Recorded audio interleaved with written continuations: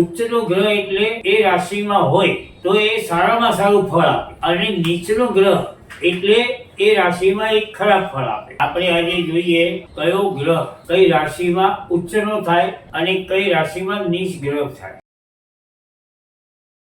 ચંદ્રમહાકાય સૂર્યકોટિ સમપ્રભ નિર્વિઘ્नं કુરુ મે દેવ સર્વકાર્યેષુ સર્વદા. મહાવિદ્યા મહાવાણી શ્રુતિ સ્મૃતિ પ્રદાયિની સાક્ષાત સરસ્વતી દેવી જીહ્વાગ્રે વસતુ મમ. માતંગી જ્યોતિષ કાર્યાલયના 6થા એપિસોડમાં આપ સર્વનું હાર્દિક સ્વાગત છે. આપણે આજે જોઈએ કયો ગ્રહ કઈ રાશિમાં ઉચ્ચનો થાય અને કઈ રાશિમાં નીચ ગ્રહ થાય. ઉચ્ચનો ગ્રહ એટલે એ રાશિમાં હોય તો એ સારામાં સારું ફળ આપે, અને નીચનો ગ્રહ એટલે એ રાશિમાં એક ખરાબ ફળ આપે.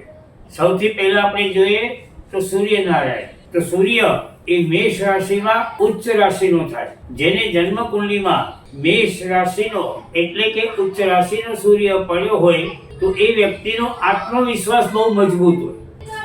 ગમે એમ કરીને પોતે ગમે તેવા સંજોગોની અંદર માર્ગ કાઢીને આગળ વધી જાય. પિતા સમાન જે બી હોય એ બધાને એ વ્યક્તિ માન આપે, પિતા સાથે સંબંધ સારો રખાવે.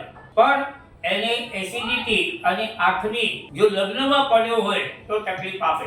હવે એ જ સૂર્ય તુલા રાશિની અંદર એટલે કે એનાથી મેષથી બરાબર 7મી રાશિની અંદર નીચ રાશિનો થાય. જ્યારે નીચ રાશિનો સૂર્ય હોય એને પિતાની સાથે સંબંધોમાં ખટપટ ઊભી થાય, આત્મવિશ્વાસ ઘટી જાય, એને કજા ગરમીનો પ્રોબ્લેમ ઊભા થાય, કોઈ બી વાત કરવામાં એને પોતાના ઉપર વિશ્વાસ ન રહે, સામેની વ્યક્તિને પોતે પૂર્ણ વાત સમજાવી ન શકે. ત્યાર પછી આવે ચંદ્ર ગ્રહ. ચંદ્ર ગ્રહ વૃષભ રાશિમાં ઉચ્ચનો બને એ વ્યક્તિનું મન ચંચળ તો હોય જ, પણ સાથે સાથે પોતાના કાર્ય પર એને વિશ્વાસ હોય, મન મજબૂત હોય એનું. એ કોઈ સાથે વાત કરે તો પણ ઘટથી વાત કરે. અને સાથે સાથે એનાથી બરાબર 7મી રાશિ એટલે કે વૃશ્ચિક રાશિમાં એ નીચ રાશિનો બને. ચંદ્ર જ્યારે વૃશ્ચિકનો થાય ત્યારે એ વ્યક્તિનું મનોબળ ઘટવા માંડે, એ વ્યક્તિને નેગેટિવિટી વધારે આવે, પોતે કોઈ પણ નિર્ણય જલ્દી લઈ ન શકે,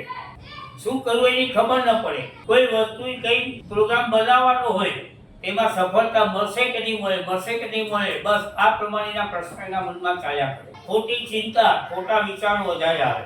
એમાં ખાસ કરીને વિદ્યાર્થીઓએ ખાસ સંભાળવાનું રહેશે કે પોતે પ્રશ્નપત્રના જવાબ લખવા બેઠા હોય તો પણ એને વિચાર આવે કે આ લખું સાચું છે કે ખોટું, સાચું છે કે ખોટું. તો વૃશ્ચિક રાશિવાળાને ચંદ્ર કઈ રીતે સારું કરો એનો ઉપાય પછી આગળના એપિસોડમાં બતાવશું. ત્રીજો ગ્રહ લઈએ તો મંગળ. મંગળ મકર રાશિમાં ઉચ્ચનો થાય અને મકરથી બરાબર 7મી રાશિ એટલે કર્ક રાશિમાં નીચ રાશિનો થાય. જો ઉચ્ચનો મંગળ પડ્યો હોય તો એ વ્યક્તિ એને જો કદાચ 8મા સ્થાનમાં જન્મ કુંડલીના 8મા કે 6થા સ્થાનમાં પડ્યો હોય તો એને લોહીને લગતા રોગ થઈ શકવાની શક્યતા છે. લોહી વિકાર થાય, બીપી હાઈ થાય, આ બધા રોગ થઈ શકે. અને જો કર્કનો પડ્યો હોય એ નીચ રાશિનો ગણાય તો એને વેલા મોડા અગ્નિ અકસ્માત હથિયારથી તકલીફ થઈ શકે. 5મો ગ્રહ લઈએ આપણે બુધ. ત્યારે અહીંયા બુધ ગ્રહ એ કન્યા રાશિમાં ઉચ્ચનો થાય અને મીન રાશિમાં નીચનો થાય. જો બુધ ઉચ્ચ રાશિનો હોય તે વ્યક્તિ વાણી વિલાસ વાળો, બોલવામાં બહુ પાવરફુલ હોય, બહુ હોશિયાર હોય. એમાં પણ જો 5મા સ્થાનમાં પડ્યો હોય જન્મ કુંડલીના તો એ વ્યક્તિ કોમર્સના વિષયમાં સફળતા મળે, બેન્કિંગના વિષયોમાં પણ ભણતર ભણે તો પણ સફળતા મળે. એનું ગણિત બહુ પાવરફુલ હોય. એ જ બુધ ગ્રહ જો નીચ રાશિનો થાય તો ગમે એટલો હોશિયાર હોય પોતે સમજી શકે પણ સામેવાળાને સમજાવી ન શકે, કારણ કે ખરા ટાઈમે એનો બુધ એને તકલીફ આપી દે. એની વાણીથી લોકોને ખરાબ લાગે એવી વાણી નીકળે, કટુ વચન જલ્દી બોલી નાખે. વળી એને બુદ્ધિ ભ્રમ થાય, ક્યારેક એની બરાબર ટાઈમસર બુદ્ધિ કામ જ ન કરે. ત્યાર પછીનો ગ્રહ આવે ગુરુ. તો ગુરુ ગ્રહ એ કર્ક રાશિમાં ઉચ્ચનું ફળ આપે અને મકર રાશિમાં નીચ રાશિનું ફળ આપે.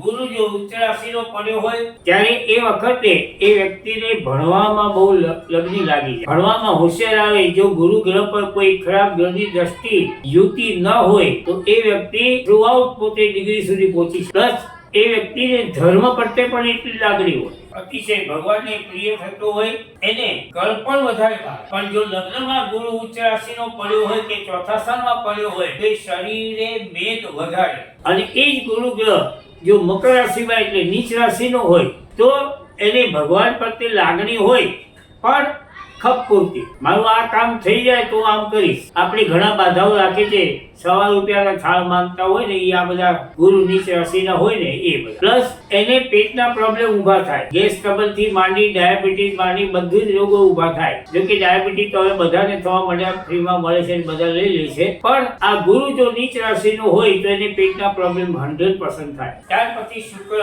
તો શુક્ર મીન રાશિમાં ઉચ્ચ રાશિનો થાય અને કન્યા રાશિમાં નીચ રાશિનો થાય. શુક્ર જો ઉચ્ચ રાશિનો પડ્યો હોય તો અતિશય શોખીન અને મોદીનું જીવન ગુજારવા વાળું. દેવું થાય ભલે થાય પણ પોતે પોતાના શોખ પૂરા કરે. બધી જાતની વાહનનું, વાડીનું, ગાડીનું, લાડીનું બધું સુખેને પ્રાપ્ત થાય. બોલવામાં બહુ ચતુર, હસતા હસતા ગમે તે વાક્ય બોલી નાખે, સામેવાળાને ખોટું ન લાગે. અને એ જ શુક્ર જો નીચ રાશિનો હોય કન્યા રાશિમાં તો એ વ્યક્તિને કેમિકલથી, ખોટી દવાઓથી, વાયરલ ફીવરથી પણ તકલીફ થાય અને સાથે સાથે ગુપ્ત ભાગના રોગ પણ થઈ શકે છે.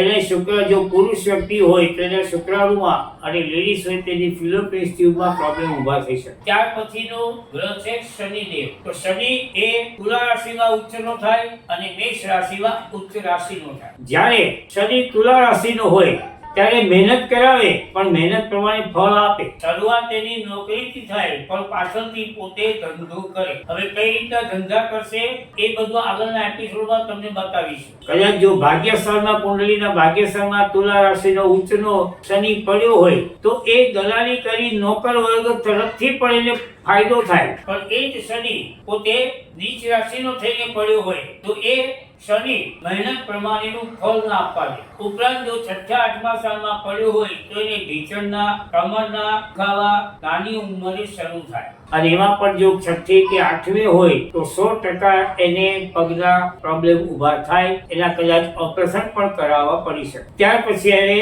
રાહુ, આ રાહુ ગ્રહ એના મિત્ર છે કોણ? બુધ અને શનિ. આ એના બે મિત્ર ગ્રહ છે. તો રાહુ ગ્રહ જ્યારે મિથુનમાં હોય કે કન્યામાં હોય ત્યારે ફળ સારું આપે. પણ જ્યારે ઈ જ રાહુ કુંડલીના 12મા સ્થાનમાં હોય તો એ ખર્ચા કરાવે, ખોટી ઉપાધિઓ લાવે, ખોટા પ્રોબ્લેમ ઊભા કરે.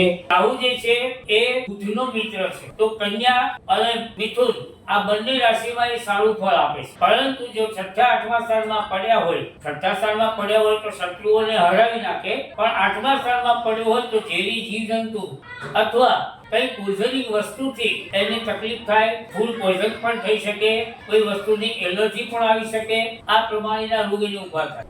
અને છેલ્લું ગ્રહ છે કેતુ. એ પણ પોતે બુધનો મિત્ર છે. પણ કેતુ જો 12મા સ્થાનમાં પડ્યો હોય કુંડલીના તો એ વ્યક્તિને 100% મોક્ષ મળે. કેતુ પાછો ભક્તિ પ્રિય પણ સાથે સાથે કેતુ ગ્રહ એ ક્યારેક તમને અપજસ પણ આપી શકે, ખોટા આરોપ પણ આપી શકે. અને જો કેતુનો કોઈ બી પ્રોબ્લેમ થતો હોય તો ગણપતિની ખાસ ઉપાસના કરજો. તો આ પ્રમાણે આપણે આજના એપિસોડમાં જોઈ લીધું કઈ રાશિના માલિક ગ્રહો અને કયા ગ્રહ કઈ રાશિમાં ઉચ્ચના થાય, નીચના થાય, એનું ફળ શું મળે એ બધું આપણે જાણ્યું. હવે આપણે આગલા એપિસોડમાં જોઈશું કયો ગ્રહ આપણા શરીરના કયા કયા અંગ ઉપર એનું પ્રભુત્વ છે અને એનું શું ફળ એ આપે એ આપણે જોઈશું. આપ સર્વે માતંગી જ્યોતિષ કાર્યાલયના દરેક એપિસોડને ખૂબ પ્રેમથી અને લાગણીપૂર્વક વધાવો છો અને સતત જોયા કરો છો એ બદલ આપ સર્વનો ખૂબ ખૂબ આભાર. અને એ પણ તમને નમ્ર વિનંતી કરું છું કે કદાચ તમારા કોઈ પ્રશ્નો હોય તો એનો પણ જવાબ અમે આપીશું તો આપ અમને જણાવતા રહેશો. સૌને જય શ્રી કૃષ્ણ.